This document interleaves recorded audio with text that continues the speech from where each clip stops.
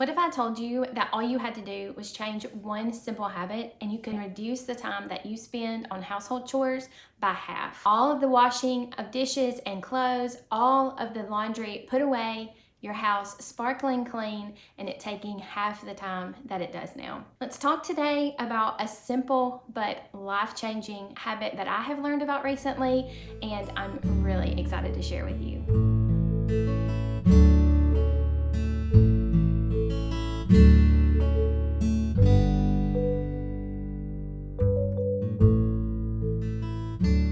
I've been reading this book, The Unplugged Hours by Hannah Brencher, and it has made so many good points. I've really enjoyed this book. I'm only about halfway through, and it has already changed so much of the way that I think about things in my home, the way that I think about how I am spending my time, and it has also really challenged me in the way that I'm using my phone and other electronics. There are going to be so many things in this book that I just have to share with you, but today I want to focus on one main topic, and that is how to regain your productivity as a homemaker. A study done by Yale Law School showed that 85% of moms say that they are avid multitaskers. The surprising part of that statistic is 90% of the second or third thing that the moms are doing while they're trying to do other household chores involves their phone. That was startling to me because I think back in the 80s, 90s, we didn't have this rectangle distraction at our fingertips all of the time, but it has taken over and made such a big difference in our daily lives. And I can speak for myself. I have allowed my phone to creep into every single aspect of my daily routine, and I want to put a stop to that right now. We all talk about how phone usage is a problem and how we want to do better, and I really feel like reading this book is helping me sort of deconstruct my daily routine and remove the phone and its influence from my daily tasks in order to help me be more productive. So the 85% of moms, which I am, that admit to multitasking say that it increases their stress by 60% and lowers their productivity by 50%. So they are spending more time getting less done and feeling more frazzled. Does that sound familiar? It exactly represents how I feel. And whenever I read about this one term in her book, it just made a light bulb go off. Why have I never heard of monotasking? I have heard multitasking said over and over again, and honestly, I have heard it praised in many different circles. But I have never heard the term monotasking until I started reading this book. Whenever I saw that word on the page, it was such an aha moment for me, and I'm really excited to share my thoughts about this important habit with you. So we all could figure out what monotasking is. I had never heard it before, but I didn't really need a definition.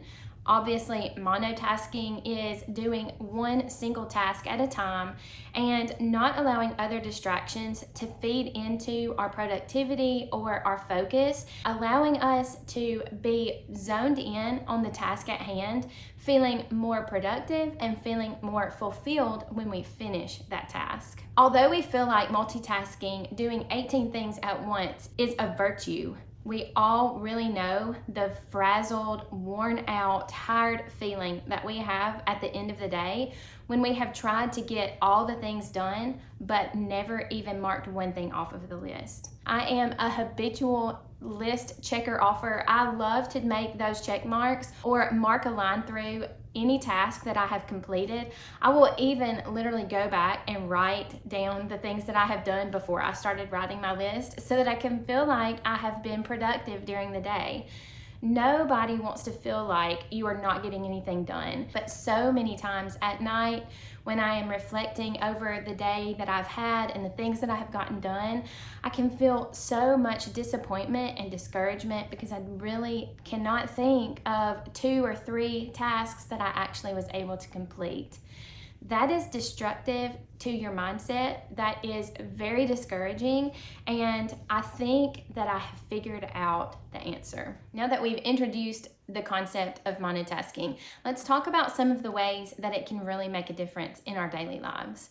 So used to, I would wake up, I would have quiet time and try to get some things accomplished before Lane wakes up. Doesn't happen very often. It's very rare that I get even 30 minutes in the morning without him waking up and needing some attention. But one thing that has really made a big difference in my early unplugged hour journey is that I have tried to keep my phone put away for the first 2 or maybe even 3 hours of the day, and really tried to ignore any kind of inputs from my phone at all for the first several hours of the day. What I have learned is I am much more able to focus on my quiet time, my prayers, and reading my Bible has gone so much better. And also, it has allowed me to have deeper, more impactful conversations with my family. So my girls will get ready to go to work and we may have just a few minutes to talk, but those few minutes have been uninterrupted by phone usage, and that is golden. Chris will talk to me about his day and what he has going on, maybe an idea that has come up, or maybe even a spiritual topic that we've been thinking about. We can have those kinds of deep conversations without having the phone as an interference. It has also allowed me to really focus and hone in on one main task in the morning. Usually it will be something in the kitchen, either the dishes, unloading the dishes and reloading the dishwasher, cleaning the kitchen counters, getting something accomplished at the very beginning of the day before we have breakfast. And then I can begin the day by feeling like I have already accomplished much more than I used to accomplish before 10 or 11 o'clock in the morning. And these early morning unplugged hours have really allowed me to experience a mind shift, and it allows me to feel better about myself, more productive in my duties as a homemaker, and a lot less stressed or overwhelmed because I'm not trying to tackle 5 things at once because I have put everything off and mindlessly scrolled for 30 minutes. I don't have the negative self-doubt feelings that I had before because I'm not wasting time on my phone when I could be spending it doing other things. Now I really am doing the more important things at the beginning of the day, and it just really sets off the day in a good, positive way, giving me a more positive outlook, and it has given me a better mindset to have going throughout my day. Because I am a habitual multitasker, it has really been difficult for me to learn how to stay focused. I have joked before and said that I think I have attention deficit disorder only when it comes to housework. It's very common for me to be doing a certain task, say in the kitchen, need to take an item to the laundry room, and then I see all that needs to be done in the laundry room, and before I know it, I'm folding a load of clothes and trying to clean the counters and try to keep the living room clean, and it's all just too much. So I have discovered in this journey I'm not really having a problem with attention deficit. It's more I have a lack of focus. And that is what monotasking is allowing me to do. But I'm really having to have a lot of self-talk while I'm in the middle of different tasks in order to help me keep focused and keep my mind on the particular task at hand, instead of allowing myself to go over and do something else over in this room and then jump to another task, go and start lunch, think about dinner, all of these things that I'm so used to thinking of at one time. I am really working hard to focus my attention on the one task that I'm doing to eliminate a lot of stress and also to eliminate a lot of the negative self-talk that I am very guilty of having. So here's how I'm trying to rewire my brain to be a monotasker instead of a multitasker. I will begin doing one particular chore. Let's say I am doing the dishes. There's a sink full of dishes that all need to be done. Other things also need to be done. The counters are filthy. The laundry is piling up. But right now, all I am doing is focusing on these dishes that need to be cleaned right now. And I will begin cleaning those dishes. Usually I will have a podcast on, but I find it to be better if I can have no other inputs at all. Just be very much in the moment, thinking about what I'm doing.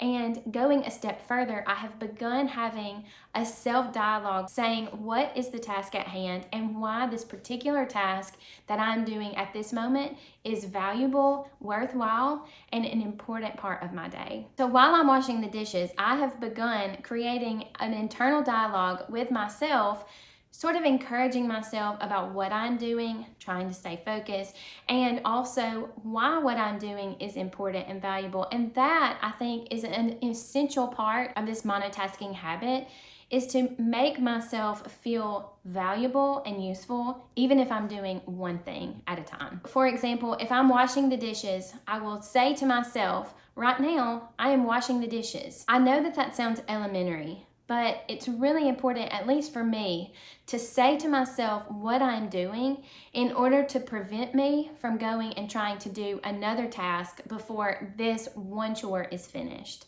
So if I'm washing the dishes right now, I'm washing the dishes. I'm not washing the dishes and watching TV and trying to make supper. All I'm doing right now is washing these dishes. And that's okay. And to add another layer of positive self-talk, I have even begun saying why what I am doing with my time right now is helpful and good. So I may say something like, right now I'm cleaning dishes. And it's important for me to clean these dishes because we need clean dishes to eat on. We need clean utensils to eat with. I have to have these clean in order to be able to cook good, healthy meals for my family. It will give me a sense of accomplishment when I'm finished, and also it keeps the kitchen looking neat and tidy. Even if other things are left undone, a clean sink makes a kitchen look clean. And so if I'm talking to myself in these ways, that's less time that I could use spending thinking of negative things about myself, which I know most all of us struggle with negative self-talk. And so I'm trying to recreate a positive environment for myself by having a good positive outlook on what I am doing and how I am doing it, as well as valuing the time that I'm spending. I know this may sound silly, and I know that this may sound very elementary, but I've never thought of household chores like this before. So it has been literally life-changing for me. For me to be able to go and do a particular task and tell myself, this is what I'm doing in this moment, and this is why it's valuable use of my time. That is a game changer for me. I can go outside and I can milk my cow and think, right now I'm milking the cow and this is why I'm doing it.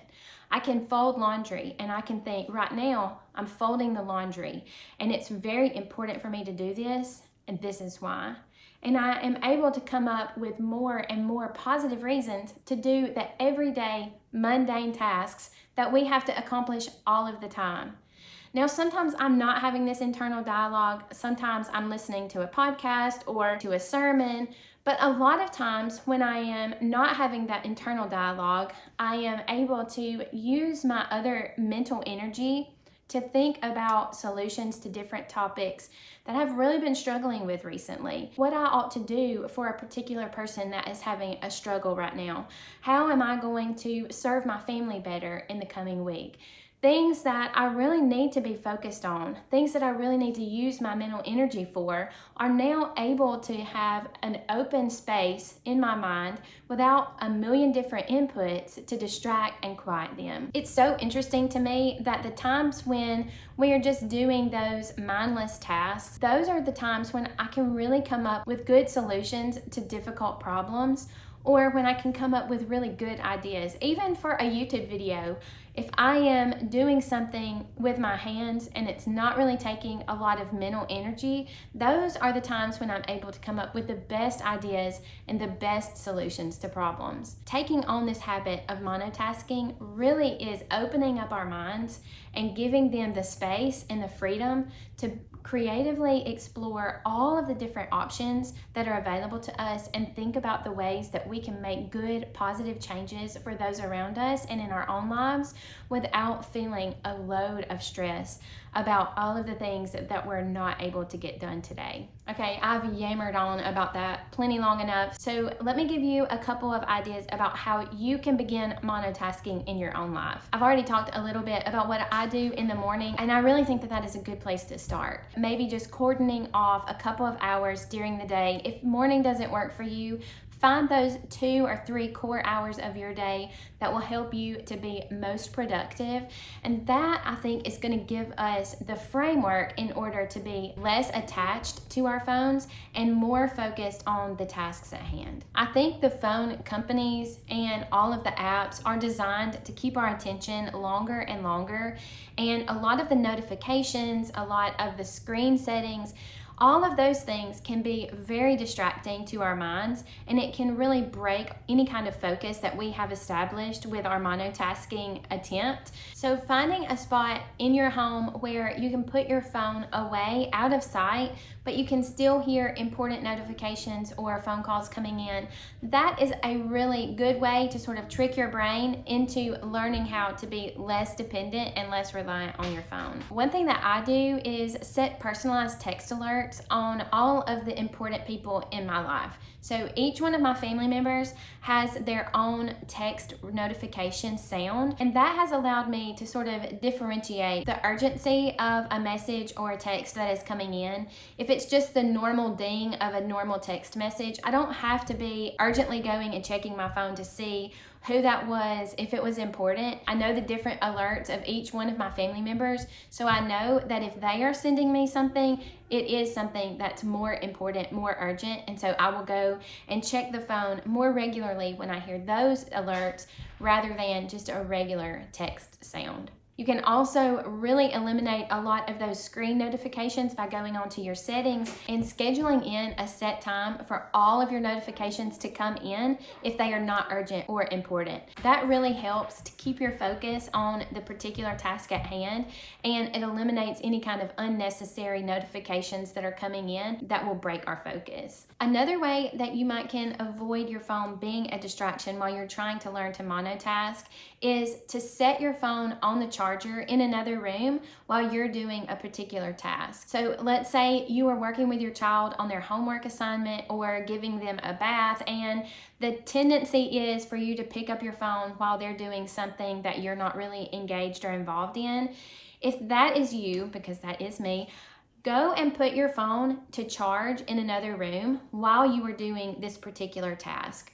Helping your children with homework is a valuable use of your time, and you do not have to feel the necessity to multitask while you're doing that important work. Also, when you're cooking a meal, you can have your phone charging in your bedroom. That way, you're able to focus 100% on creating this delicious meal for your family instead of having an extra input of scrolling on Instagram or Facebook and not being completely zoned in to your task at hand. Some people find that having no phone zones in their home is a game changer. Now, I've not really tried this, but I do think it's a really good idea. I really can see the value of it.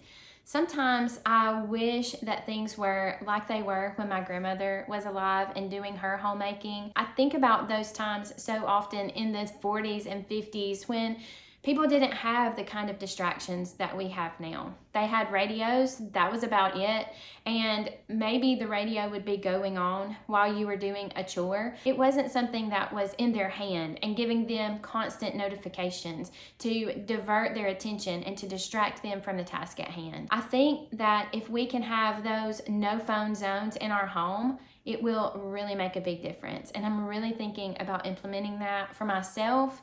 And hopefully, as I begin to change my habits, my family's habits will follow. If we had no phones allowed in the kitchen, think about how much of a difference that would make. Or what if we just set a timer for 10 minutes and vowed to stay uber focused on a task for that amount of time? I think that by the end of the 10 minutes, we would be amazed at what we were able to do if our minds weren't distracted by so many different inputs. That's one thing I get really discouraged about myself and my own habits, is how long it takes me to get finished with simple menial tasks. It should not take me 45 minutes to do the dishes. But it does, and it's only because I allow myself to get distracted. But as I grow and as I learn more about this monotasking mindset, I really feel like my brain is going to be rewired and better able to focus on those short bursts of time that I have to just really zone in on the important tasks that I'm working on at the moment. And lastly, I would just encourage us to consider taking at least one day a week break from our phone altogether. Now, I will acknowledge that the phone is not the only problem in this scenario. There are a lot of different things that cause us to be very distracted in our lives.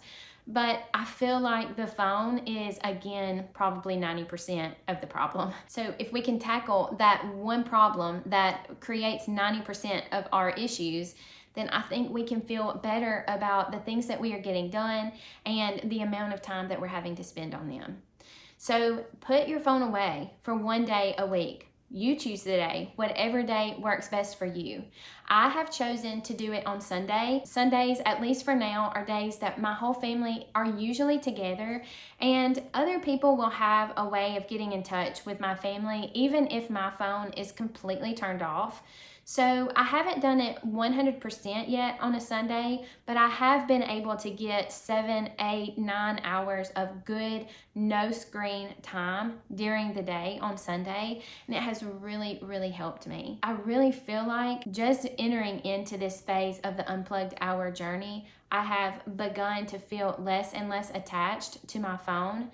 I was able to watch Lane's ball game yesterday and only video when he was hitting and when he was about to score. So out of the 60 minutes of the ball game, I was 100% focused with no screen for probably 58 or 59 minutes. That is a big change for me. It's very likely that last year I would have been checking email, looking at Instagram, checking my text messages, and I would have been distracted for at least 15 to 20 minutes of that hour. But as I go along, I'm learning how to be less and less tied to my phone and more tied to the moment. And I really feel like that's what monotasking is going to do for me. And I feel like it can make such a difference for you too. So that's why I wanted to share all of this with you. I know that this has been much different of a video than we normally have. We are going to get back to the kitchen, but this important topic was something that has been on my heart for several weeks, and I really wanted to share it with you today. So please let me know in the comments what your thoughts are about multitasking versus monotasking. I would love to know if you have implemented monotasking in your daily life and what kind of difference it has made for you. So I don't want this to just be a conversation, me talking to you. I want you to tell me all of the things that you have learned as well. So let's keep the conversation going down in the comments. I want to hear everything you have to say. Thank you so much for watching today. I hope you have a wonderful week. I love you, and I will see you again next time.